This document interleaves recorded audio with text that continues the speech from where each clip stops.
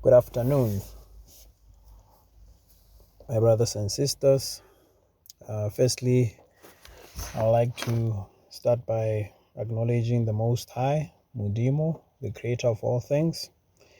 And we give him all the glory, all the praise, all the honor.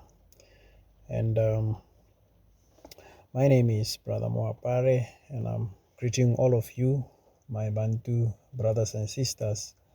Those of you in Southern Africa, in Botswana, South Africa, and in the diaspora. Today's lesson, we are going to be discussing Bible is the history of Tswana, and this is part 1. Okay, now I think let me start with a scripture. Okay, so we will go to James. I think James chapter 3. Okay, so we want to check James chapter 3.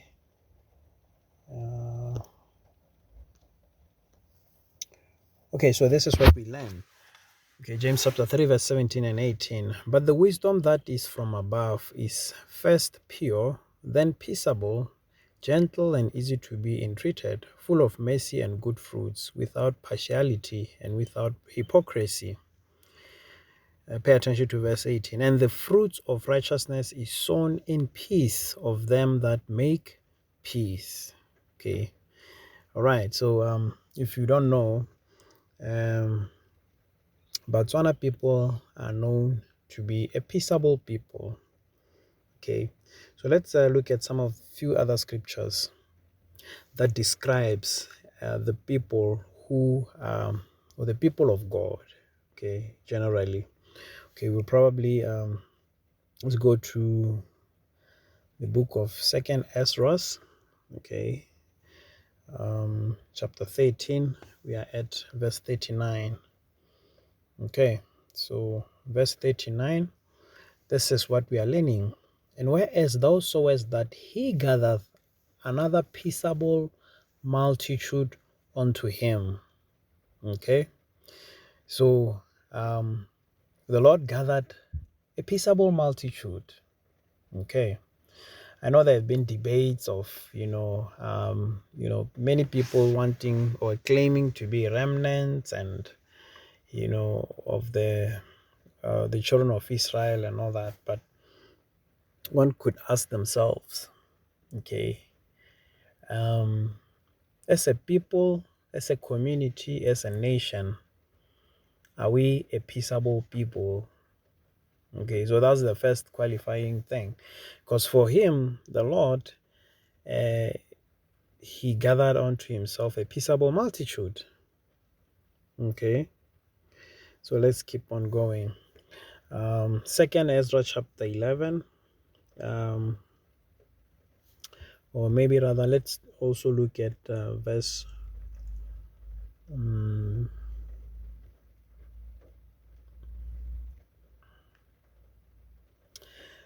Second Ezra chapter 13 verse 12. Afterward saw I the same man come down from the mountain and call unto him another peaceable multitude.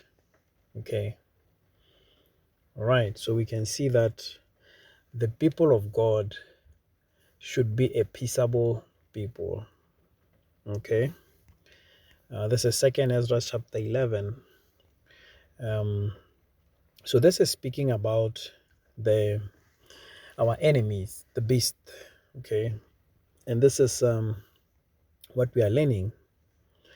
Okay, this is what they have been doing. Okay.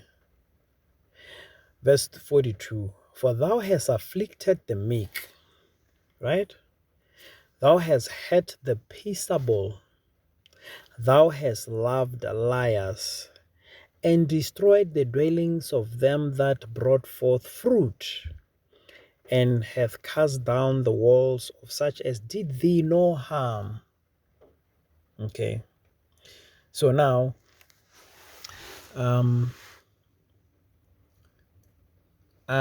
if we are trying to think of ourselves as the remnant, okay, can we go out and hurt people who have done no harm to us, okay, as a people, as a nation, okay.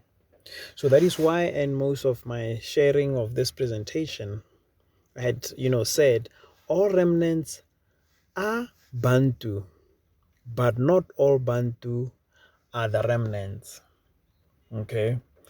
Because the remnants, or the holy seed, as sometimes it's said in the scriptures, there will be a peaceable multitude. These are the people who will hurt nobody who has done them,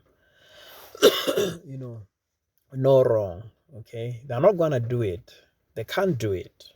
Okay, these are the attributes of these. Okay, so now we'll be learning more of these. Okay, so when I say Botswana, and we should understand that the remnants, okay, had been scattered throughout, the world, and we know that also that you don't have to be speaking Setswana for you to be, the remnant. Okay, in fact, the word Botswana, like maybe I shared it previously, Ba means a house or a tent or a people. Okay, and then you have Tswa or Tswa. It means mark or marked, and then Na means a seed. We actually eat this seed. The bean is a seed. Nawa, okay. Dinawa, if there are many. So when we say Ba Tswana, okay, the Lord has marked these people. So these are the people who are, or that containing the seeds, or comprising or containing the seeds that has been marked. Okay, that's what Botswana means. So the Lord have said that He knows His people. Okay, so peace is one attribute that should differentiate us from all others. Okay, so now I'm gonna share with you just some of the scriptures that just identify these people. Okay, so excuse me, it's even in their greeting. They are declaring peace even before they do any other business with you. I'm not saying that the whole Botswana individually also you see, we all know that there has been influence, and other people are, Botswana are not perfect and all that, but as a nation, okay, Botswana are peaceable. Okay, and this is even in their culture and in their words. So let me get to, this is Judges. Okay, right, so this is Judges chapter, let's look at 18 verse 6. Okay, and the priest said unto them, go in peace, before the Lord is your way there, and ye go. Okay, let's go in peace. In Setswana is go siame. Whenever you depart with somebody, yeah, go siame. Okay, so go siame is when you are bidding somebody farewell, or when you are departing from somebody or from a house or whatever, go siame. Okay, if you look at maybe let's look at another scripture so that I can show you that indeed this is basically the First Samuel chapter 1 verse 17. Then Eli answered and said, go in peace. Go siame. Okay, that's Tswana for go in peace. And the God of Israel grant thee thy petition that thou hast asked of him. Okay, so we can go on and maybe First Samuel again, maybe chapter 20, looking at 13. Okay, All right, this is Jonathan and David. The Lord do so and much more to Jonathan, but if it please my father to do thee evil, then I will show thee, excuse me, then I will show it thee and send thee away, that thou mayest go in peace. This is Husi Army. Okay, this is Tswana. Verse 42. Again, you see, and Jonathan said to David, go in peace. Okay. There are so many scriptures that talks Setswana here. We can look at 2 Kings 5, maybe 19. Okay. And he said unto him, go in peace. So he departed from him a little away. So whenever Botswana, are to separate, whenever you have a visitor and they are to go back to their place, this is go in peace. Okay, we also look at when somebody is basically greeting you or meeting you. This is a peaceable multitude. Okay. This is Genesis 43. Let's look at 23, verse 23. It says, excuse me, and he said, peace be unto you. Okay. Fear not your God and the God of your father. Peace be unto you. You see, when Botswana greet, they always declare Kgotso. Okay, Botswana Basotho, Kgotso. And then somebody may respond and say Ayate. Okay, or peace, let it be increased. Or you can say peace be unto you. Okay, so even if you look at all this is Luke 24, 36. Okay, excuse me. And as they thus spake, Jesus himself stood in the midst of them and said unto them, peace be unto you. Okay. John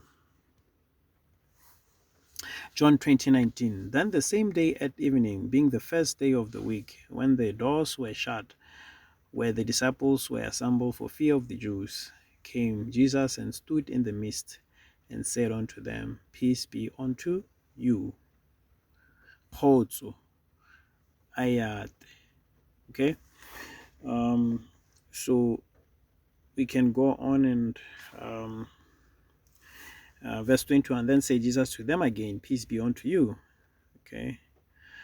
Verse 26, peace be unto you. And after 8 days, again his disciples were within and Thomas with them. Then came Jesus, the doors being shut, and stood in the midst and said, peace be unto you. This is their ways. Okay. So you can see that this is okay. So I hope you can just see how excuse me, it's evident that we've been for so long been deceived, but now our eyes are opened and now we can see, we are realizing who we are. Okay, so I hope that you enjoyed this lesson. All right, thanks.